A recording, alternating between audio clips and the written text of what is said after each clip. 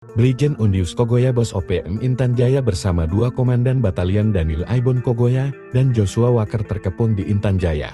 Setelah TNI melakukan sterilisasi, aparat menutup jalur pelarian ketiganya pasca penyerangan di 3 kampung di distrik Sugapa oleh OPM, Rabu tanggal 14 Mei tahun 2025.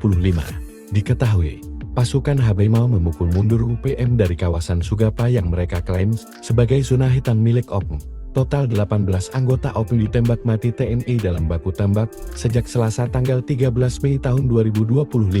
Kepala Pusat Penerangan TNI, Mayor Jenderal Christomei Sianturi, mengatakan operasi ini merupakan bentuk perlindungan terhadap masyarakat Papua.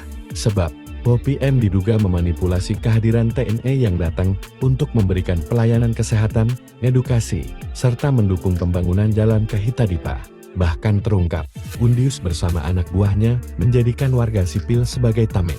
Kepala suku Kampung Sugapa, Melianus Wandegau, menyatakan masyarakat telah disesatkan oleh propaganda kelompok separatis tersebut.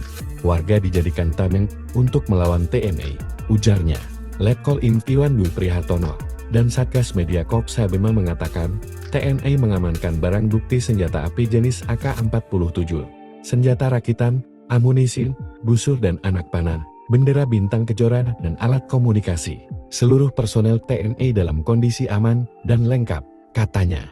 Ia menyatakan, pasukan masih disiagakan di sejumlah sektor strategis guna mengantisipasi pergerakan kelompok sisa yang kerap melakukan kekerasan terhadap warga sipil.